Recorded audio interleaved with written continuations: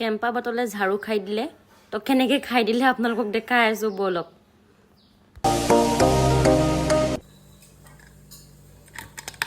আজিকালি ঝাড়ুবোৰ বজাৰৰ পৰা আনিলে ভালকৈ বান্ধা নাথাকে ন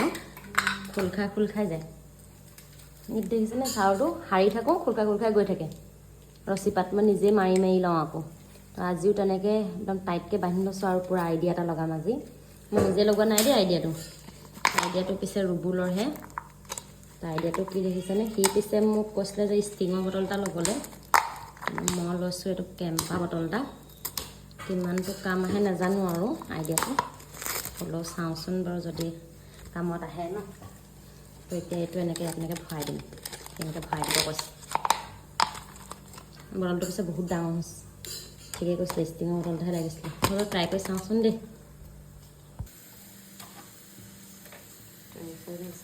এনেকৈ পুৰিম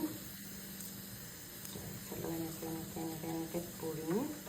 পুৰি লগতে এখন দি এনেকৈ হেঁচা মাৰি যাম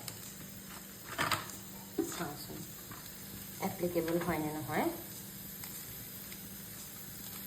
পিছে ঠিকে কৈছিলে দেই ষ্টিঙৰ বটলটো লোৱা হ'লে ভালে আছিলে আৰু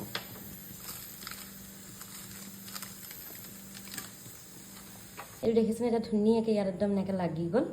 এতিয়া একদম টেনশ্যন নাইকিয়া এইটো একদম নেৰাই মই পূৰা টানি মেলি চাইছোঁ পূৰা ফিক্স হৈ গ'ল তো এই দুখৰিটো এটা এনেকৈ বটল লগাই দিওঁ তেতিয়া আৰু ভাল হ'ব তো বলক ফাইনেলটো দেখাই আছোঁ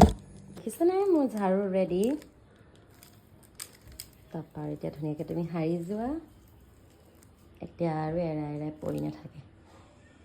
তো কেনেকুৱা লাগিলে মোৰ ট্ৰিক্সটো জনাব দেই আৰু লগতে যে মোৰ ভিডিঅ'টো শ্বেয়াৰ কৰি দিব যাতে এনেকৈ যাৰ মোৰ নিচিনাকৈ ঝাৰুটো এৰাই যায় যাতে সহায় হয় আৰু ভিডিঅ'টো যদি ভাল লাগিলে লাইক কৰি দিব আৰু এটা ধুনীয়া মৰম লগা কমেণ্ট কৰি দিব আজিলৈ আহিছোঁ